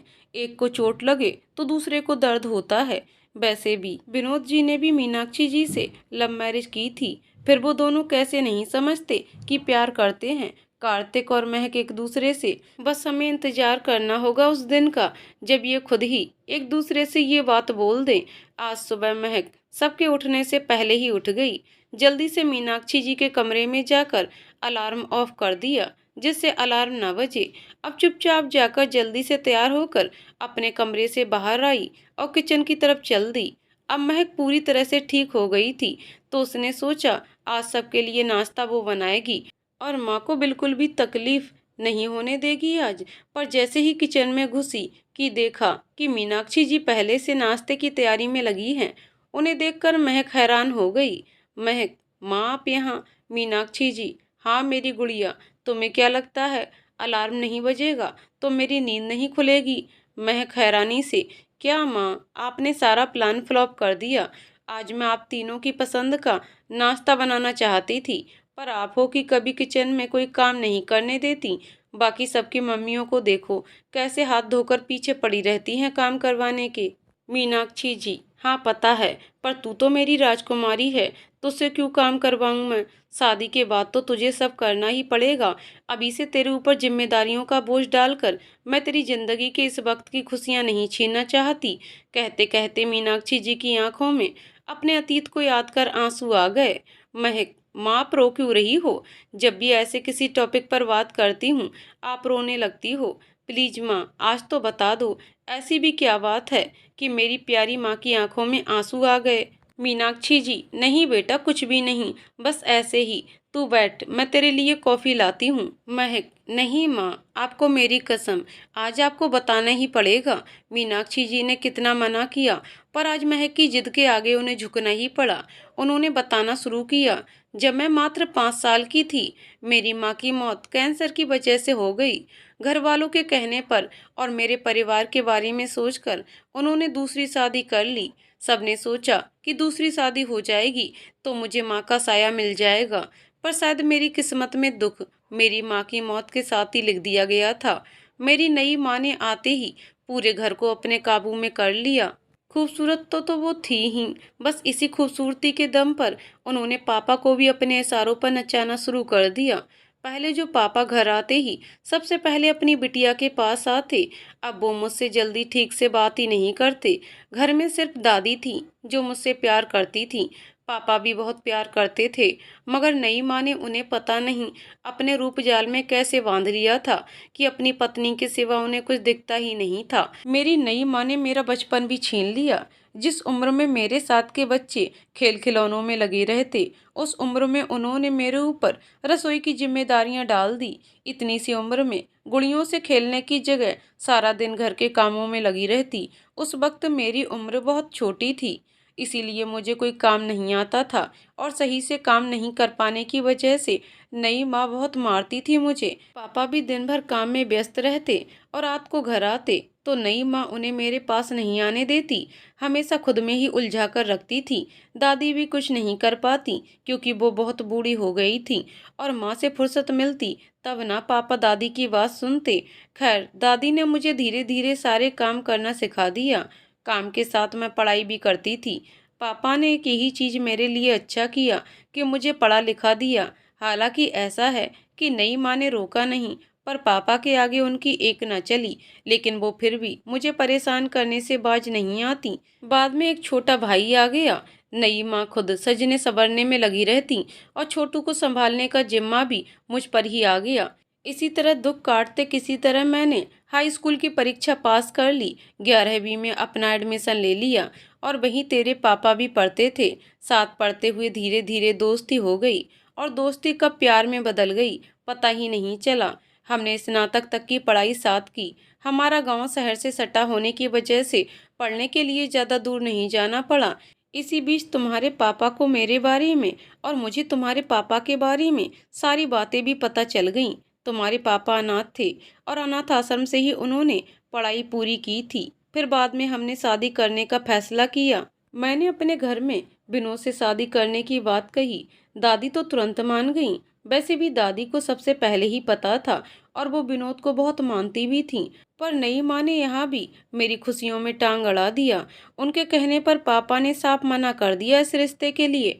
फिर भी मैंने हार नहीं मानी। मैं जानती थी कि नई माँ के सामने मैं पापा को कभी मना नहीं सकती। इसीलिए एक दिन जब पापा ऑफिस के लिए निकल रहे थे तो सबकी नज़र बचाकर मैं भी बाहर आ गई और पापा से बहुत रिक्वेस्ट की। उन्हें बताया कि विनोद बहुत अच्छे हैं, आप चाहो तो मिल लो उनसे, देखना वो आपको भी पसंद आ जाएंगे। पहले तो पापा नहीं माने, फिर मैं पापा को लेकर वहीं पीपल के पेड़ के नीचे चबूतरे पर बैठ गई और पापा के हाथों को थाम कर कहा, पापा, आज तक आपको मैंने कुछ नहीं मांगा। माँ की मौत के बाद जैसे नई माँ ने कहा, मैंने सब किया। आप सबकी सारी बातें मानी, तो क्या आप अपनी बेटी की एक बात भी नहीं मानोगे? कहते कहते मेरी आंखों से आंसू आ गए। पापा ने मेरी आंखों में आंसू देखे तो उनकी आंखें भी भर आईं। आखिर बेटी थी मैं उनकी। वो भी बहुत प्यार करते थे मुझसे। उन्होंने मेरी शादी के लिए हाँ बोल दिया। तब तक विनोद ने भी पास के शहर में अपनी कपड़ों की दुकान खोल ली और उसी शहर में एक छोटा सा घर भी ले लिया था। पापा मान गए तो नई माँ भी कुछ नहीं कर सकी और हमारी शादी हो गई और हमने अपनी एक अलग दुनिया बसा ली। शादी के 3 साल बाद तुम आ गई हमारी जिंदगी में, खुशियों का पिटारा लेकर। और फिर मैंने तय किया कि मैं अपनी बेटी से उसकी खुशियों को कभी नहीं छीनूंगी। हमने बचपन से तुम्हारी हर खुशी का ख्याल रखा बेटा, क्योंकि हम नहीं चाहते थे कि जो दुख हमने झेला है वो तुम्हें भी झेलना पड़े। फिर एक दिन तबीयत खराब होने पर हम डॉक्टर से मिले तो पता चला कि मुझे गर्भाशय कैंसर है और अगर मेरे गर्भाशय को नहीं निकाला गया तो मेरी जान भी जा सकती है। लेकिन उसके बाद मैं कभी माँ नहीं बन पाती। फिर भी तुम्हारे पापा ने कहा कि उनके लिए मैं ज़्यादा ज़रूरी हूँ। और क्या हुआ जो दोबारा माँ नहीं बन पाऊंगी? महक है ना, उसी के सहारे अपनी जिंदगी गुजार लेंगे। और फिर ऑपरेशन करके मेरा गर्भाशय निकाल दिया गया। उसके बाद मैं ठीक हो गई। मीनाक्षी जी ने अपनी बात खत्म की और महक की तरफ देखा। उसका पूरा चेहरा आंसुओं से भीगा हुआ था। मीनाक्षी जी ने पुकारा, महक। और महक उठकर अपनी माँ के गले लगकर फूट फूट कर रोने लगी। मीनाक्षी जी ने प्यार से उसके बालों को सहला रही थी और अपने आंसुओं को अपनी आंखों से लाख न बहने देने की कोशिश की, पर वो निकल ही आए बाहर। थोड़ी देर दोनों माँ बेटी ऐसे ही गले लगकर रोती रहीं। फिर महक उनसे दूर हुई और अपने आंसुओं को साफ किया। फिर मीनाक्षी जी के आंसुओं को साफ करते हुए बोली, बस माँ, अब आप कभी नहीं रोओगी। और जो हुआ वो आपका अतीत था और ये वर्तमान है। अब आप कभी उदास नहीं रहोगी। मैं वादा करती हूँ, मैं आपको और पापा को अब कभी दुखी नहीं होने दूंगी। मैं आप दोनों के सपने को जरूर पूरा करूंगी। अब आप यहाँ बैठो, आज का नाश्ता आपकी महक बनाएगी और आप बिल्कुल भी मना नहीं करोगी। मीनाक्षी जी ने भरी आंखों से हाँ बोला और वहीं चेयर पर बैठ गईं। महक ने पहले कॉफी बनाई, तब तक विनोद जी भी आ गए। तीनों कॉफी पीने ही वाले थे कि तभी डोरबेल बजी। विनोद जी ने दरवाजा खोला तो बाहर कार्तिक खड़ा था। उसे देखकर विनोद जी बहुत खुश हुए। दोनों ने एक दूसरे को गुड मॉर्निंग विश किया और अंदर आ गए। मीनाक्षी जी भी किचन से बाहर आ गईं और कार्तिक को देखकर वो भी बहुत खुश हो गईं। कार्तिक ने उन्हें भी गुड मॉर्निंग विश किया। तभी महक सबके लिए कॉफी लेकर आई और सबको देकर जाने लगी। तभी कार्तिक ने कहा, तुम नहीं पियोगी क्या? महक, मेरा किचन में है, मैं वहीं पी लूंगी। आप सब बैठिए, मैं नाश्ता तैयार करके लाती हूँ आप सबके लिए। कार्तिक, ओहो क्या बात है, मिस महक शर्मा को खाने के अलावा बनाना भी आता है। वैसे टेस्टी तो बनाती हो ना, मुझे नहीं लगता तुमसे हो पाएगा। और कहकर हंसने लगा। विनोद जी और मीनाक्षी जी भी उसकी बात पर हंसने लगे और महक कार्तिक को घूरने लगी। कार्तिक, अरे घूर क्यों रही हो? चलो ठीक है, सॉरी, मैं भी आता हूँ, तुम्हारी हेल्प कर दूंगा कुछ। महक, तुम्हारी मदद की कोई जरूरत नहीं। और पैर पटकती हुई किचन में चली गई। कार्तिक भी उसके पीछे पीछे चला गया। विनोद जी और मीनाक्षी जी दोनों को जाते देख मुस्कुराने लगे। इधर कार्तिक किचन में गया और महक को मनाने लगा। कार्तिक, अरे नाराज हो गई? मैं तो मजाक कर रहा था, मुझे पता है तुम्हें सब आता है। पर महक उसकी बातों को अनसुना कर दूसरी तरफ मुंह घुमाकर काम करने लगी। अब कार्तिक ने कान पकड़ लिए अपने और जिधर वो मुंह घुमाती उधर जाकर सॉरी बोलने लगता। फिर भी जब महक नहीं मानी तो वो मुर्गा बनने लगा। तो ऐसा करते देख महक खिलखिलाकर हंस पड़ी। कार्तिक, अरे मेरे मुर्गा बनने से ही मानने वाली थी तो मुझे क्यों नहीं बताया? फालतू इतनी मेहनत करवा दी। महक, कमाल है, मैं तो दोस्त हूँ तो इतने में ही थक गए। अगर बीबी नाराज होगी तो कैसे मनाओगे कार्तिक बाबू? और कार्तिक उसकी ये बात सुनकर ब्लश करने लगा और सोचने लगा, तुम ही तो होगी मेरी बीबी, और जैसे तुम्हें अभी मना रहा हूँ वैसे ही बाद में भी मनाऊंगा। और कार्तिक मुस्कुराने लगा। महक, कहाँ खो गए? हेलो। कार्तिक, हाँ नहीं, कहीं नहीं। महक, तो फिर इतना मुस्कुरा क्यों रहे थे? कार्तिक, मैं सोच रहा था कि अगर लड़कियां तुम्हारी तरह खतरनाक होती हैं तो मैं शादी ही नहीं करूँगा। आंख मारते हुए महक, कार्तिक के बच्चे, मैं तुम्हारा खून पी जाऊंगी। और बेलन लेकर उसे मारने दौड़ती है कि तभी उसका पैर फिसलता है और वो गिरने वाली होती है, लेकिन कार्तिक उसे संभाल लेता है। पर दोनों का बैलेंस बिगड़ जाता है और कार्तिक नीचे और महक उसके ऊपर गिर जाती है। डर के मारे महक अपनी आंखें बंद कर लेती है। उसका चेहरा कार्तिक के चेहरे के बिल्कुल पास होता है। कार्तिक के चेहरे पर महक के बालों की कुछ लट बिखर जाती हैं। दोनों ही एक दूसरे की सांसों को महसूस कर पा रहे होते हैं। कार्तिक बस महक को देखे जा रहा था। महक ने धीरे धीरे अपनी आंखें खोलीं और उसकी नज़र कार्तिक की नज़रों से टकराती है और दोनों बस देखते रह जाते हैं एक दूसरे की आंखों में। और तभी कुछ जलने की बहुत तेज बू आती है और दोनों हड़बड़ा कर उठते हैं और महक जल्दी से जाकर देखती है तो तवे पर पराठा जल रहा होता है। वो जल्दी जल्दी आंच कम करती है और उसे हटाकर दूसरा पराठा सेकने की तैयारी करने लगती है। फिर कार्तिक उसके पास आता है और उसे सॉरी बोलता है। फिर वो भी महक का हाथ बटाने लगता है और महक चाह कर भी मना नहीं कर पाती। उसकी धड़कनें अभी भी धीरे नहीं हो रही थीं। थोड़ी देर में विनोद जी आवाज लगाते हैं, बेटा दुकान के लिए देर हो रही है, तुम मेरा खाना वहीं भिजवा देना। महक, नहीं पापा, नाश्ता तैयार है, आप बैठिए, मैं ला रही हूँ। और फिर कार्तिक और महक सबके लिए नाश्ते की ट्रे लेकर बाहर आते हैं। महक सबकी प्लेट लगाकर ब्रेकफास्ट सर्व करती है और फिर इंतजार करती है कि सब बताएं कि नाश्ता कैसा बना है। सब निवाला मुंह में डालते हैं। तभी कार्तिक मीनाक्षी जी और विनोद जी को कुछ इशारा करता है और फिर महक की तरफ देखकर बोलता है, नाश्ता अच्छा नहीं बना है। महक उदास होकर मीनाक्षी जी और विनोद जी से भी पूछती है तो वो लोग भी कहते हैं कि नाश्ता अच्छा नहीं बना। और फिर महक उदास होकर वापस किचन की तरफ जाने लगती है। तभी तीनों एक साथ बोलते हैं कि नाश्ता अच्छा नहीं बल्कि बहुत ही अच्छा बना है। महक ये सुनकर खुशी से मुस्कुराने लगती है। फिर मीनाक्षी जी उसे भी बिठाती हैं और उसके लिए प्लेट लगाती हैं। चारों बैठकर नाश्ता करते हैं। कार्तिक, वैसे महक, जो बंदा तुमसे शादी करेगा वो सच में किस्मत वाला होगा, जो उसे रोज तुम्हारे हाथों का टेस्टी खाना खाने को मिलेगा। और महक मन ही मन कहती है, और वो बंदा तुम ही तो हो। मीनाक्षी जी और विनोद जी भी कार्तिक की बात पर मुस्कुराने लगते हैं। महक भले ही ना समझ पाई हो कि कार्तिक खुद को ही बोल रहा है, पर वो दोनों जरूर समझ जाते हैं। फिर नाश्ता करके विनोद जी दुकान के लिए निकलने लगते हैं। तभी महक उसे आवाज देती है, पापा, कल से मैं भी कॉलेज स्टार्ट करना चाहती हूँ और अब तो मैं ठीक भी हो गई हूँ। विनोद जी, हाँ बेटा, जैसी आपकी मर्जी, लेकिन आप कार्तिक के साथ ही कॉलेज जाओगी आओगी। कार्तिक, तुम मेरी प्रिंसेस का ख्याल रखोगे ना? कार्तिक, हाँ अंकल, क्यों नहीं, ये भी कोई पूछने वाली बात है, मैं जरूर रखूंगा महक का ख्याल। ये सुनकर विनोद जी, महक और मीनाक्षी जी तीनों ही मुस्कुरा देते हैं। फिर विनोद जी दुकान चले जाते हैं और महक और कार्तिक आपस में बातें करने लगते हैं पढ़ाई को लेकर। मीनाक्षी जी किचन में चली जाती हैं दोपहर के खाने की तैयारी करने। इसी तरह दिन गुजरने लगे। इस बीच विनोद जी और मीनाक्षी जी की जिद पर कार्तिक अपना रूम छोड़कर उन्हीं के घर में रहने लगा। महक और कार्तिक अब लगभग हर वक्त साथ साथ बिताने लगे। हमेशा कम बोलने वाली महक अब हर वक्त कार्तिक के साथ हंसती खिलखिलाती, दिन रात किताबों में घुसी रहने वाली महक अब पढ़ाई से थोड़ा वक्त निकालकर कार्तिक और माँ पापा के साथ स्पेंड करने लगी थी। वरना पहले तो मीनाक्षी जी और विनोद जी उसे कितना कहते थे कि बेटा, पढ़ाई से थोड़ा ब्रेक लेकर बाहर की दुनिया भी देखो, नए दोस्त बनाओ, जिंदगी को थोड़ा खुलकर एंजॉय करो, आखिर यही तो वक्त है जीने का, थोड़ी मौज मस्ती करने का। पर महक हमेशा हंसकर टाल देती और कहती, माँ पापा, आप दोनों हो ना मेरे बेस्ट फ्रेंड, तो मुझे किसी और को फ्रेंड बनाने की क्या जरूरत है? और अगर मैं मन लगाकर नहीं पढ़ूंगी तो आईएएस कैसे बनूंगी? आखिरकार उसकी बातें सुनकर विनोद जी और मीनाक्षी जी को चुप हो जाना पड़ता था और वो दोनों ही कोशिश करते कि उनकी बेटी मुस्कुराती रहे।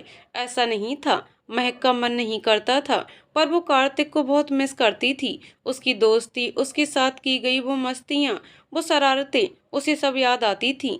वो नहीं चाहती थी कि वो पढ़ाई में पीछे हो और आईएएस बनने का उसका सपना अधूरा रह जाए, क्योंकि इसीलिए तो उसने कार्तिक से दूरी बनाई थी। और ये बात विनोद जी और मीनाक्षी जी बखूबी जानते थे, उन्हें भी पता नहीं चलता। वो एक दिन साफ सफाई में ही महक की पुरानी डायरी मिल जाती है और उसे पढ़कर ही उन्हें पता चला कि उनकी बेटी को प्यार हो गया था कार्तिक से और प्यार की वजह से पढ़ाई में कहीं वो पिछड़ ना जाए, इसीलिए उसने कार्तिक से दूरी बना ली, क्योंकि उसके लिए उसके माँ पापा के सपने को पूरा करना उसकी पहली प्राथमिकता थी।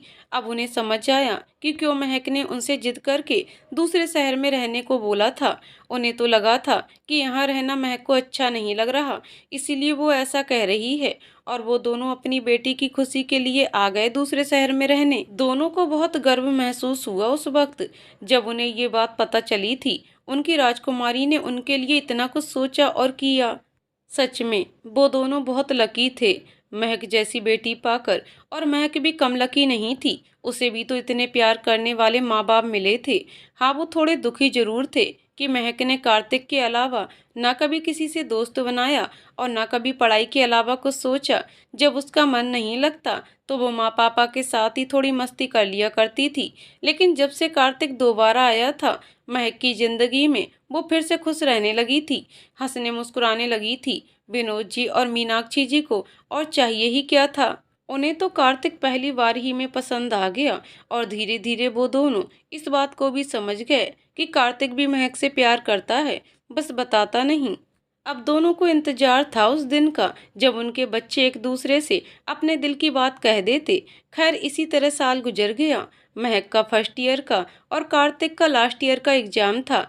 दोनों के ही पेपर बहुत अच्छे गए। उसके बाद रिजल्ट आया तो दोनों की खुशी का ठिकाना नहीं रहा। दोनों ने ही टॉप किया था। कार्तिक का ग्रेजुएशन पूरा हो गया था, पर महक के अभी 2 साल और बचे थे, इसीलिए कार्तिक ने एमएससी इन फॉरेंसिक साइंस में उसी कॉलेज में एडमिशन ले लिया। छोटी मोटी परेशानियों को हटा दिया जाए तो सब कुछ परफेक्ट चल रहा था। ऐसे ही दिन बीतते गए और 2 साल हंसते मुस्कुराते कैसे निकल गए पता ही नहीं चला। हर बार की तरह इस बार भी दोनों ने टॉप किया। महक ने ग्रेजुएशन पूरा कर लिया और कार्तिक ने भी पीजी का पूरा कर लिया।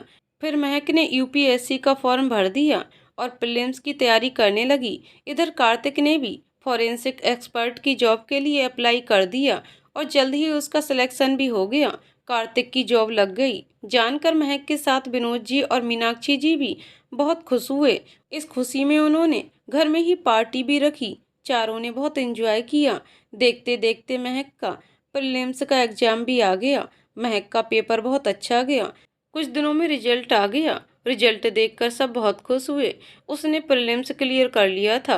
अब बारी थी मेंस एग्जाम की। महक ने खूब अच्छे से तैयारी की। हालांकि जब वो 6वीं कक्षा में थी तभी से तैयारी शुरू कर दी थी आईएएस बनने की, इसीलिए अब उसे पढ़ने में ज़्यादा दिक्कत नहीं हो रही थी।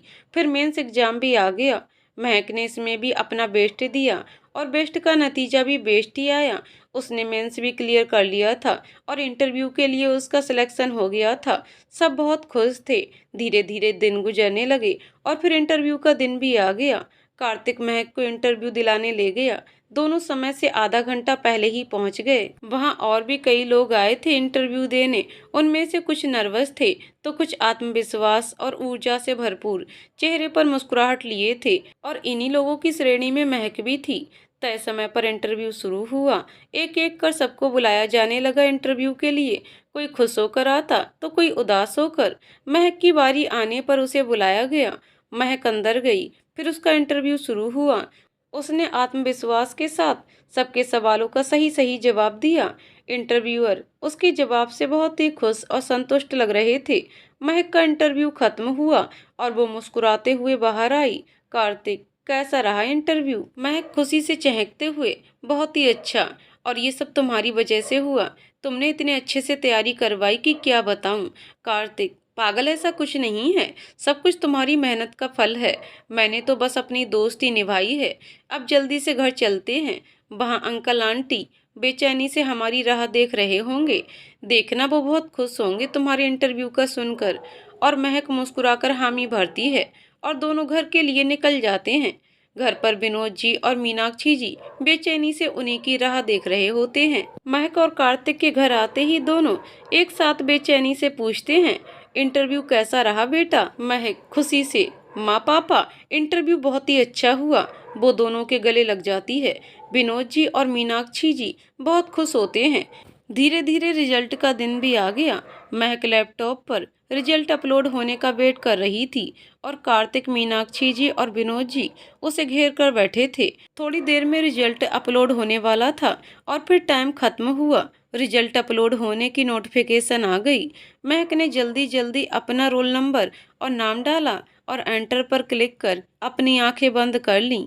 आगे की कहानी अगले वीडियो में। तो दोस्तों, आपको कहानी कैसी लगी कमेंट करके ज़रूर बताइएगा।